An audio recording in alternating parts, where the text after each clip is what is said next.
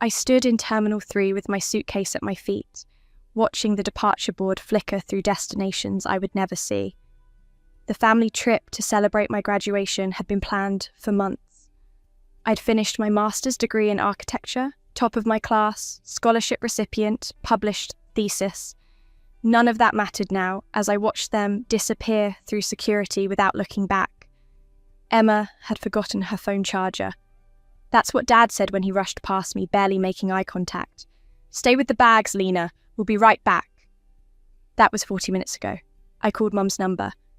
It rang until voicemail. I called Dad's. Same result. I tried Emma's phone, then Adrian's. Nothing. The hollow sound of ringing became a rhythm I knew too well. The sound of being secondary, forgettable, less. A text came through from Emma's number. A selfie. She was at the gate with Mum, Dad, and Adrian, her boyfriend of 3 months. They were laughing, holding up boarding passes. The caption read, "Family vacay." I counted the boarding passes in the photo. 4. My hands went cold. I opened the airline app on my phone and entered my confirmation number.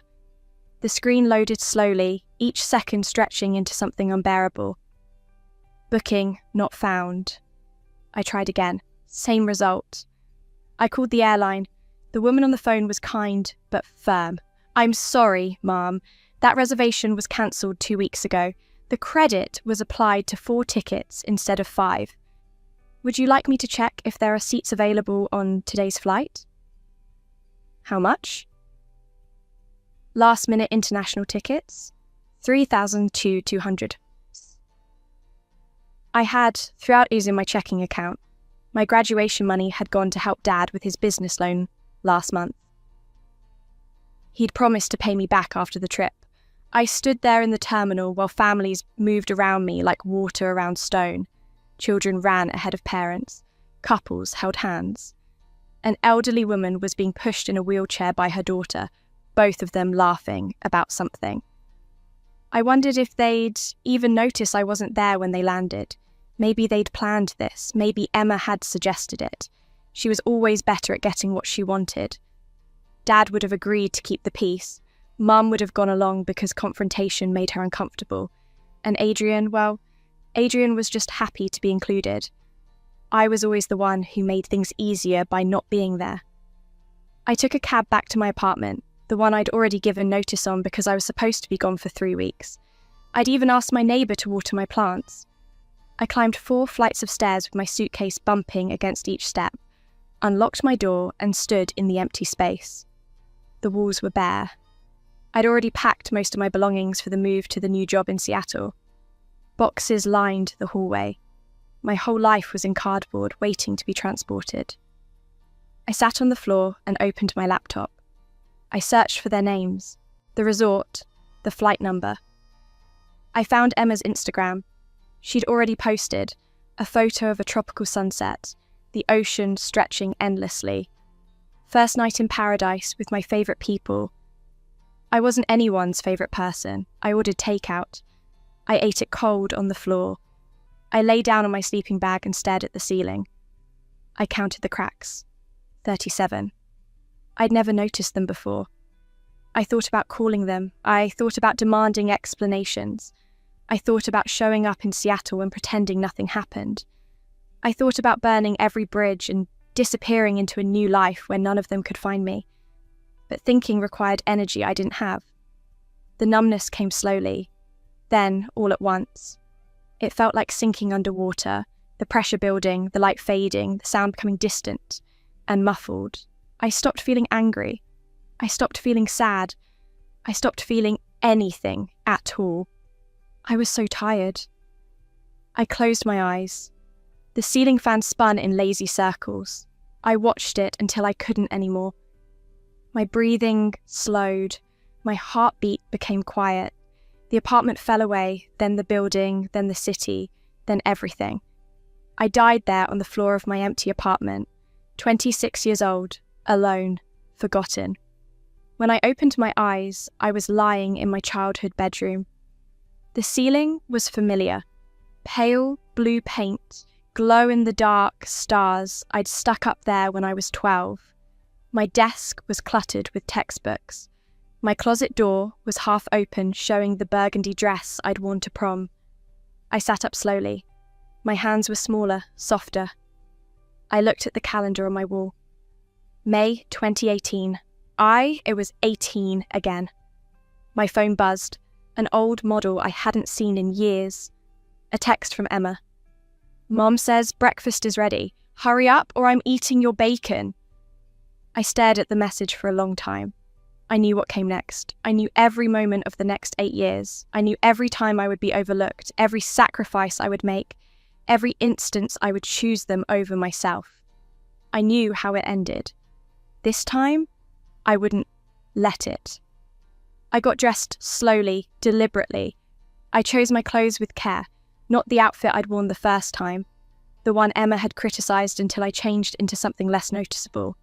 I wore what I wanted, a red blouse. Confidence looks like. At breakfast, Dad was reading the newspaper. Mom was making pancakes. Emma was scrolling through her phone, texting someone and smiling. "Morning?" I said. Dad glanced up. "Morning, sweetheart. Big day today, huh? College orientation packets should arrive any day now." In my first life, I'd been so excited. I'd applied to 7 schools. I'd gotten into 6, including 2 with full scholarships. Emma had applied to 3 and gotten into 1, the state school, the one I'd listed as my safety option. I'd ended up going there too. Emma had asked Mum and Dad if we could be roommates. "It'll be so much easier," she'd said. "We can share expenses, keep an eye on each other." What she meant was I could help her with homework, drive her to parties, make sure she didn't fail out. Mum had thought it was sweet. Dad had thought it was practical. I thought I didn't have a choice. "Actually," I said, "I've been thinking about Princeton." The kitchen went quiet. Mum turned from the stove. Emma looked up from her phone. Dad lowered the newspaper. "Princeton," Dad repeated. "I got accepted with full scholarship, full ride plus living stipend. I turned it down last time." I stopped. They were staring at me. "Last time I considered it, I mean. But I'm going to accept it now." "That's across the country," Mom said slowly. "It's one of the best architecture programs in the world." "What about Emma?" Mum's voice had that careful tone, the one that meant I was being selfish. "What about Emma?" "You are going to room together at State. She's been looking forward to it." I looked at my sister. She was 19 in my memory, standing at the airport terminal in her designer sunglasses, not looking back. She was 18 now, wearing my old sweatshirt, looking suddenly uncertain. "Emma will be fine," I said. "She's going to State, she'll make friends, she'll have her own experience."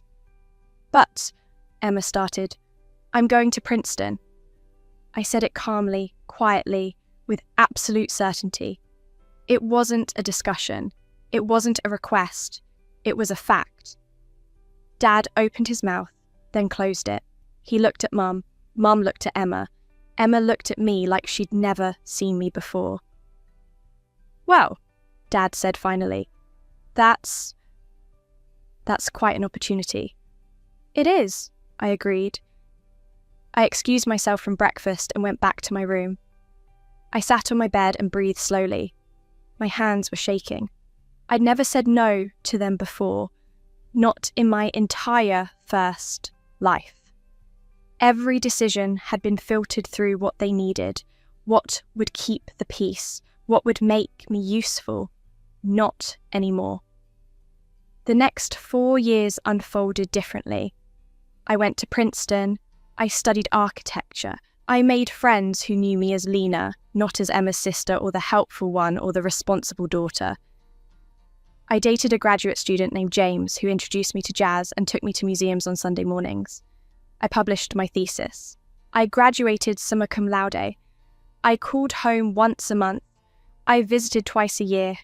I was polite, pleasant, distant. Emma struggled at State. She changed her major 3 times. She called me crying about her roommate, her classes, her boyfriend who cheated on her. I listened. I offered sympathy. I did not fly home to fix things. I did not drop my projects to help her study.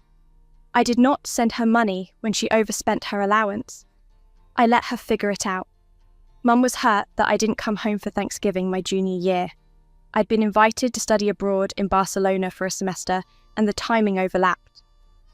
It's a once-in-a-lifetime opportunity, I told her. She said family was supposed to come first. I said I was family too, and this was my life. Dad rarely called. When he did, he talked about Emma, her new job, her new apartment, her new boyfriend Adrian. He asked polite questions about my life, but didn't wait for the full answers. That was fine. I didn't need him to understand anymore. I took the job in Seattle. A prestigious firm, good salary, room for advancement. I found an apartment with a view of the water. I bought furniture I actually liked. I painted the walls. I made the space mine. 3 years into my Seattle life, Mum called with the trip idea. A family vacation, she said, to celebrate your success. You've been working so hard, Lena. We want to do something special. Emma suggested the Maldives. Dad already looked at resorts. We could all go together, like when you were little. We'd never taken a family vacation when I was little. We'd gone camping twice because it was cheap. Once to visit Dad's brother in Ohio. That was it. But Emma wanted the Maldives, so suddenly we were a family vacation family. I'll think about it, I said. Emma's already so excited. She's been looking at activities we could do. Snorkeling, spa days, she wants to spend time with you, she misses you. Emma had my phone number. Emma knew where I lived. Emma could visit any time. She chose not to. I'll let you know, I said. I didn't commit. Mum called 3 more times. Emma texted photos of resort pools. Dad sent me flight options. They wore me down with enthusiasm and guilt and the implicit suggestion that saying no would make me the bad daughter again. So, I said yes. I requested time off work. I bought new luggage. I packed carefully, summer dresses, swimsuits, sandals. I met them at the airport at 6 a.m. on a Wednesday. Emma was wearing expensive sunglasses. Adrian was with her, wheeling 2 large suitcases. Mum was fussing with her carry-on. Dad was checking his phone. Lena! Mum hugged me. Oh, I'm so glad you came. This is going to be wonderful. Emma smiled. Hey, stranger, long time. Hey. We checked in together. We went through security as a group. We found the gate. We sat in a row, Mum, Dad, Emma, Adrian, and me on the end. I pulled out a book, some thriller I'd grabbed at the airport store. I wasn't really reading it. I was watching them in my peripheral vision. I was waiting. Emma leaned over to Mum. I forgot to mention, I invited Sophia too. She's meeting us there. Her flight lands a few hours after ours. Sophia was Emma's best friend from college. They'd been inseparable since sophomore year. Oh, how lovely, Mum said. The more, the merrier. I kept reading. 2 pages, 3. Lena, Dad said, Emma needs to charge her phone. There's a coffee shop down the terminal. Can you take her? We'll watch the bags. In my first life, I'd said yes immediately. I jumped up, grabbed my things, walked with Emma to find an outlet. We'd gotten distracted looking at magazines. We'd lost track of time. When we got back, they were gone. This time I looked up slowly. Her phone is at 60%. She doesn't need to charge it. Emma blinked. I mean, I'd rather have it fully charged. You'll be fine. We're boarding in 20 minutes. Something flickered across Dad's face. Surprise, maybe, or irritation. It's just a quick walk. Then she can go alone. She's 30 years old. She knows how to find a coffee shop. The silence was sharp. Mum looked at Dad. Dad looked at Emma. Emma looked at Adrian, who suddenly became very interested in his phone. I just thought, Emma started. I know what you thought. I'm not doing it. I went back to my book. My heart was pounding, but my hands were steady. I'd spent 8 years in my first life being the person they could ask, interrupt, redirect, inconvenience. I'd spent 6 years in this life learning to say no. They didn't ask again. We boarded the flight. I had a window seat. Emma and Adrian were 2 rows ahead. Mum and Dad were across the aisle. The plane filled up. The doors closed. We taxied to the runway. I looked out the window as we lifted off. The city became small beneath us. The water glittered. The mountains stretched into the distance. I'd made it on the plane this time. The resort was beautiful. White sand, turquoise water, palm trees swaying in the breeze. Our villa had an infinity pool. The restaurant served fresh seafood. Everything was picturesque, expensive, and hollow. Emma wanted to do everything together. Group snorkeling, group spa day, group dinner on the beach. She'd planned an itinerary and printed copies for everyone. Tomorrow morning, she announced at dinner the first night, we're doing the Sunrise Dolphin Tour. It's supposed to be incredible. I'm sleeping in, I said, but it's a family activity. You can do family activities without me. I'm on vacation. I'm going to relax. Lena, don't be difficult, Mum said quietly. I'm not being difficult. I'm making a choice about how to spend my time. Dad cleared his throat.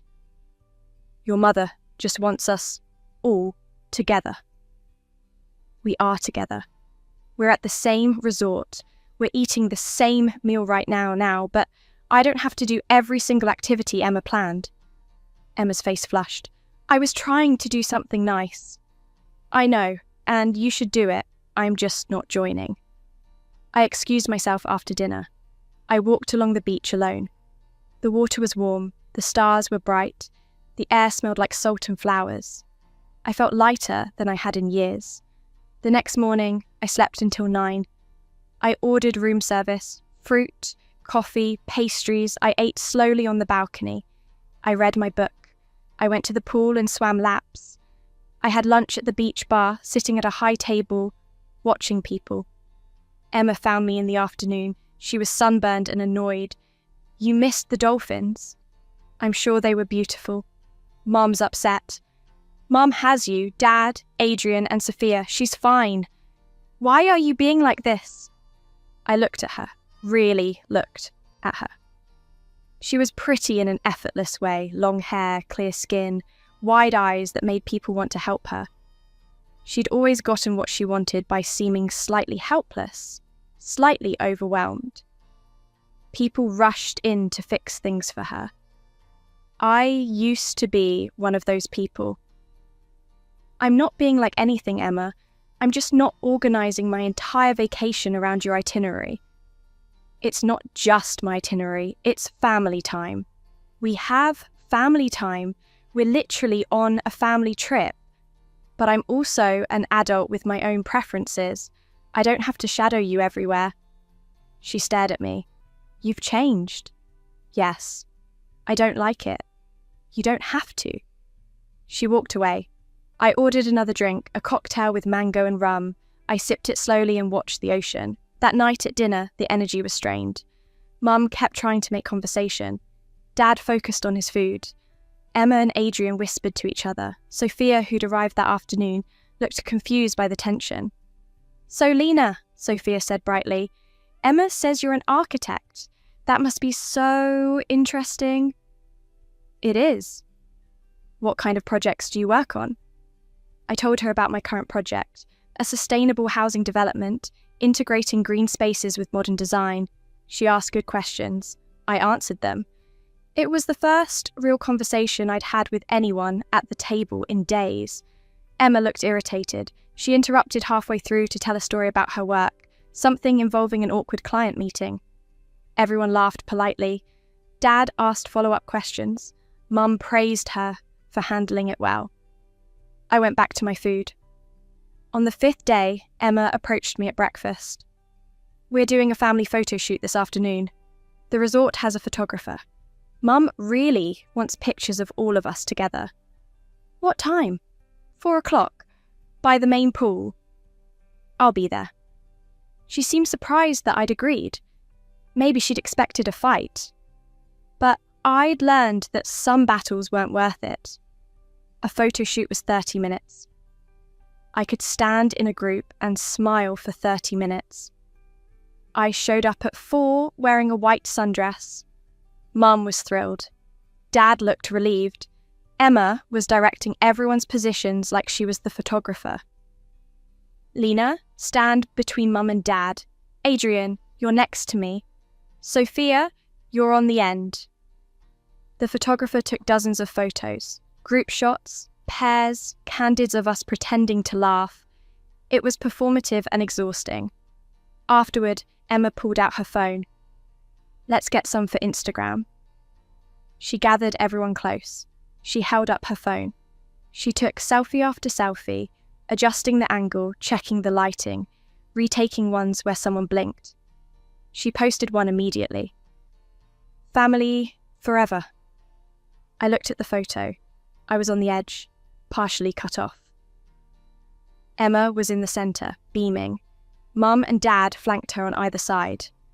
Adrian had his arm around her. Sophia was making a silly face.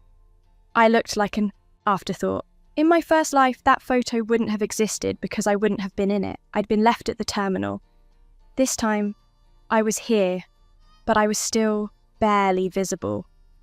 The difference was that this time, I didn't care. On the last night, we had a group dinner at the resort's nicest restaurant. Everyone dressed up. The food was elaborate. 7 courses, wine pairings, a dessert that involved sparklers. Dad ordered champagne. He stood up to make a toast. I want to thank everyone for being here, he said. This trip has been special. Family is everything, and I'm grateful we could all take this time together. We raised our glasses. We drank. Emma started talking about planning another trip next year. Maybe Europe, maybe a cruise. I didn't commit to anything. After dinner, I walked on the beach alone. The sand was cool under my feet. The water glowed with bioluminescence. I stood at the edge and let the waves lap at my ankles. I thought about my first life, the airport terminal, the cancelled reservation, the empty apartment, the quiet ending. I thought about this life, the boundaries I'd set, the choices I'd made, the person I'd become. I wasn't the daughter who sacrificed everything for them anymore. I wasn't the sister who made herself small so Emma could shine. I wasn't the woman who waited for love and recognition that would never come. I was Lena. I had a career I'd built myself. I had a life I'd chosen deliberately. I had self-respect that couldn't be taken away by being left at an airport or cropped out of a photo. They could overlook me, undervalue me. I must forget about me. It didn't matter anymore. We flew home 2 days later. The airport was crowded. Security was slow. Our gate was at the far end of the terminal. Emma complained about the walking. Adrian offered to get her a coffee. Dad found seats near the window. Mum fussed with her luggage. I sat separately. I pulled out my laptop and answered work emails. My boss had sent through details about a new project, a museum commission, something I'd been hoping for. I read the brief twice, already imagining the possibilities. Lena. Mom sat down next to me. Can we talk? I saved my work and looked at her. I know this trip was hard for you, she said. I know you and Emma don't always see eye to eye, but she really does love you. We all do. I know. Do you? She looked genuinely confused. Sometimes it feels like you've pulled away from us, like you don't need us anymore. I don't need you the way I used to, I said carefully. That doesn't mean I don't love you. It means I've learned to stand on my own. But family is supposed to be there for each other. It is. And I'm here. I came on this trip even though I knew it would be difficult. I showed up, but I also have boundaries now. I have a life that doesn't revolve around fixing everyone else's problems. Mum was quiet for a moment. Emma says you've changed. I have. I miss the old you. The old me was drowning, Mum. You just couldn't see it because I made it look easy. She didn't know what to say to that. She patted my hand awkwardly and went back to Dad. I returned to my laptop. They called our boarding group. We lined up. We shuffled through the jet bridge. We found our seats. I was in a different row this time, across the aisle and several rows back. I watched them settle in. Emma immediately put in her earbuds. Adrian pulled out a magazine. Dad reclined his seat. Mum closed her eyes. The plane took off. I looked out the window as the resort island became small beneath us, then disappeared into clouds. When we landed, I had a car waiting. I'd booked it in advance. No waiting for shared rides, no coordinating with everyone else's schedules. You're not coming back to the house for dinner? Mum asked at baggage claim. I have work tomorrow. I need to get home and unpack. Oh. She looked disappointed. Well, maybe next weekend? Maybe. I'll check my calendar. I hugged her briefly. I waved to Dad and Emma. I walked out to where my car was waiting. The driver loaded my luggage. I climbed into the back seat. I looked out the window as we pulled away from the terminal. I thought about the first time I'd stood in this airport, 18 years old in my first life, watching them board without me. I thought about the second time, 30 years old in my second life, determined not to let them leave me behind. This time, I was leaving first. I was the one deciding when to go, where to go, who to take with me. I was the one in control. The museum project consumed the next 6 months. I worked late nights and early mornings. I collaborated with engineers, artists, city planners. I presented designs to the board. I revised, refined, perfected. The building started to take shape. Clean lines, natural light, spaces that invited contemplation. It was the best work I'd ever done. Emma called occasionally, usually when she needed something. Advice about her job, opinions on apartments, someone to complain to about Adrian. I listened when I had time. I was kind but not overly involved. I didn't drop everything to help her anymore. Mum sent cards for holidays. Dad texted on my birthday. The messages were pleasant but surface level. We'd become the kind of family that exchanged pleasantries and occasional updates but didn't dig deeper. That was fine. I'd learned that some relationships couldn't hold the weight of honesty and boundaries. They could only exist in the shallow end, where no one demanded too much, or expected too much, or needed too much. I'd spent my first life in the deep end, drowning while trying to keep everyone else afloat. I'd spend this life on solid ground. 1 year after the Maldives trip, Emma got engaged. She called to tell me, her voice bright with excitement. He proposed at the beach, where we had our first date. It was so romantic. Mum cried. Dad gave us champagne. Congratulations. I want you to be a bridesmaid, obviously. You're my sister. I'm honoured. Send me the details. She did. The wedding was planned for the following summer. Big venue, expensive dresses, weekend-long celebration. I agreed to the bridesmaid role. I ordered the dress she'd chosen. I showed up to the events I was required to attend. I was polite.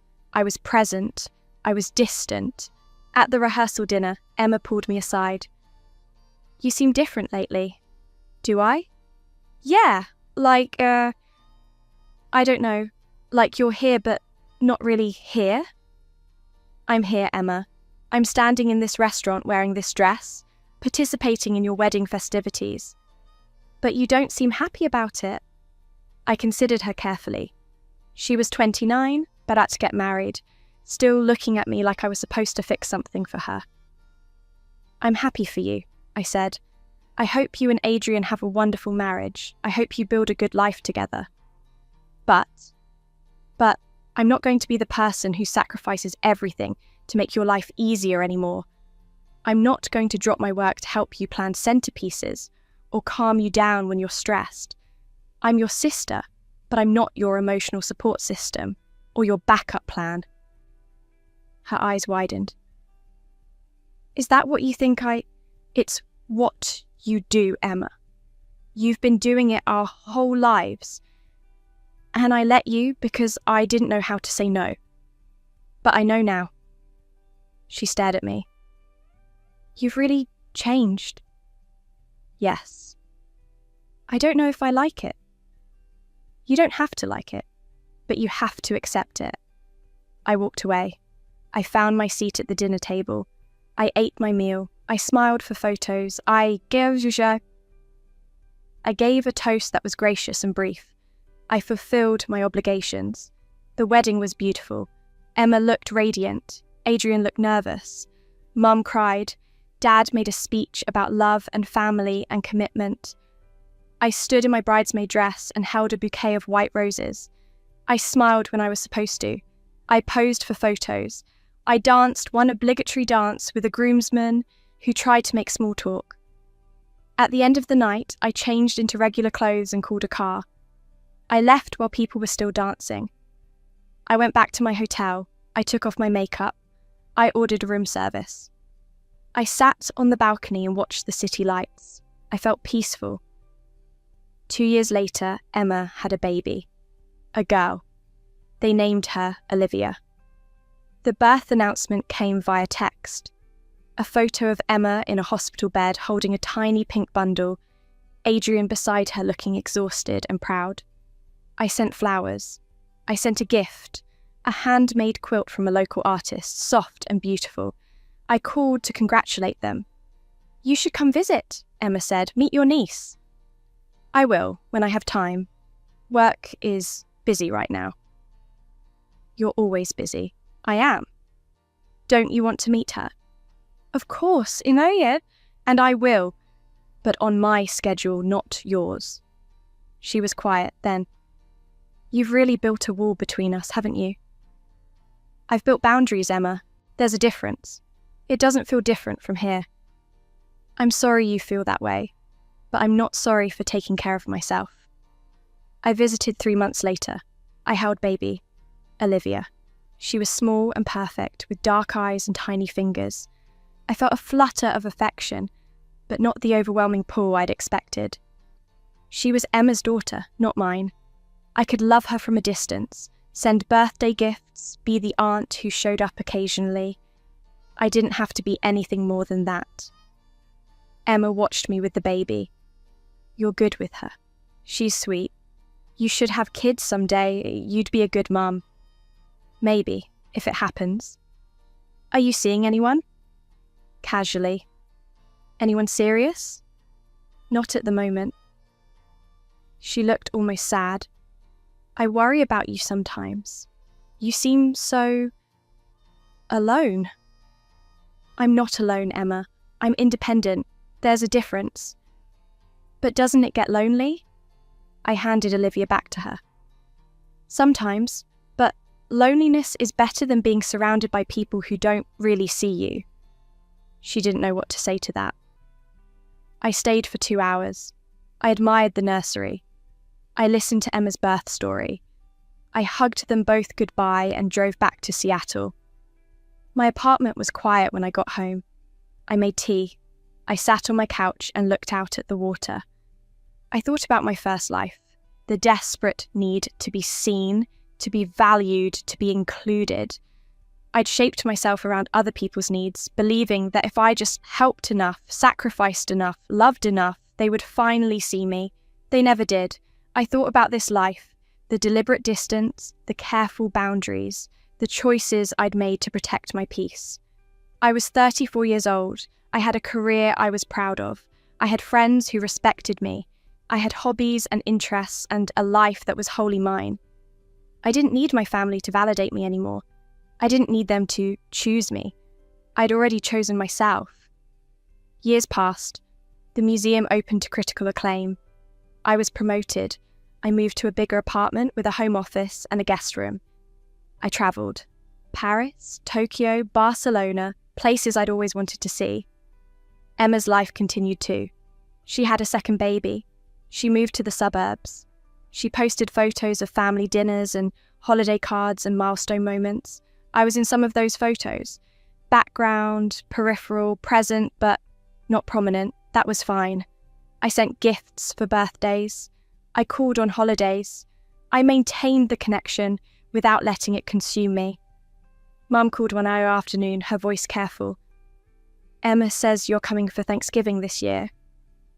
"I haven't decided yet." It would mean a lot to her. To all of us. I know. But I have other options, Mum. Friends here have invited me. I might travel. I haven't committed to anything. We're family, Lena. Yes, and I love you. But being family doesn't mean I have to prioritize your gatherings over my own happiness. Your father misses you. Dad barely called me for 3 years. He can miss me from a distance. She was quiet, then, softly, "I don't understand when this happened, when you stopped needing us. I stopped needing you when I realized you'd never needed me the way I needed you. I'm not angry about it anymore, Mum. I'm just free from it." She hung up shortly after. I didn't call back. I spent Thanksgiving in Seattle with friends. We cooked together, drank wine, played board games. It was warm and easy and full of laughter. I didn't miss the strained family dinners where I was tolerated but not treasured. I went home that night full and content. I made tea. I sat by the window. I watched the city lights reflect on the water. I thought about the girl I'd been in my first life, standing in an airport terminal, watching her family leave without her, believing she'd done something wrong to deserve it. I thought about the woman I'd become, choosing her own path, setting her own terms, refusing to shrink herself for people who wouldn't make room for her anyway. The abandonment in my first life had taught me that I could only rely on myself. The rebirth had given me the chance to actually do it. I pulled out my phone and opened my calendar. Next month, I had a speaking engagement in New York, a conference on sustainable architecture. After that, a potential project in Vancouver. In the spring, a friend was getting married in Iceland. My life was full of possibilities I'd created for myself. I didn't need to be anyone's first choice anymore. I was my own first choice. And that was enough. The years kept moving. I turned 40. My hair had threads of silver. My apartment was filled with art and books and plants. My career was everything I'd worked for. Emma reached out less. The texts became more infrequent. The invitations became generic. Hope you can make it, instead of please come. Mum sent holiday cards with family photos. I was never in them anymore. That was fine. I sent my own cards. Pictures of places I'd travelled, buildings I'd designed, moments I'd captured. Dad retired. Emma's kids started school. Life continued for them, and life continued for me. We existed in parallel, occasionally intersecting, but never fully connecting. One evening, my phone rang. Emma's name on the screen. I almost didn't answer. It was late and I was working on a proposal. But something made me pick up. "Lena?" Her voice was thick. "Can we talk?" "What's wrong?" "Nothing. I've been thinking about us. About how things changed." "Okay." "I know I wasn't always the best sister. I know I took advantage sometimes. I know I made things about me when they should have been about you too." I set down my pen. "Where is this coming from?" "Olivia asked about you yesterday. She wanted to know why you never visit, and I didn't know what to say. Because the truth is, I don't know why we're not close anymore. I don't know when that happened. It happened gradually," I said, over years of small moments where I realized I was giving my everything and getting very little back. Is it too late to fix it? I thought about that. I thought about the airport terminal. I thought about the family vacation. I thought about all the times I'd bent myself into uncomfortable shapes to fit their needs. I don't know if there's anything to fix, Emma. We are who we are. You have your life. I have mine. We can be kind to each other without being close. That's so sad. Is it? Or is it just honest? She was quiet for a long time. I do love you, you know. I always have. I know, and I love you too. But love doesn't mean I have to sacrifice my peace to prove it. We talked a little longer. It was civil. It was even warm in places.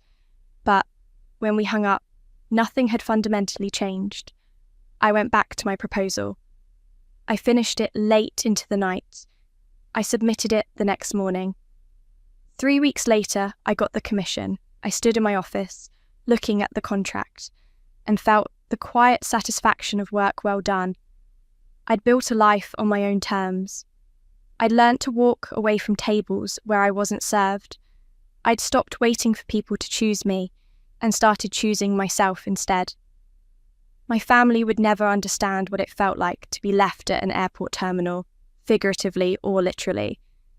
They would never fully see how their small thoughtlessness had accumulated into something unbearable. But I'd stopped needing them to understand. I'd stopped needing anything from them at all. I was free. And in the end, that was the greatest gift my rebirth had given me. Not revenge, not vindication, not even justice. Just freedom. The freedom to live my life without carrying the weight of their expectations, their neglect, their inability to see me. I'd booked my flight. I'd flown somewhere better, and I'd never looked back.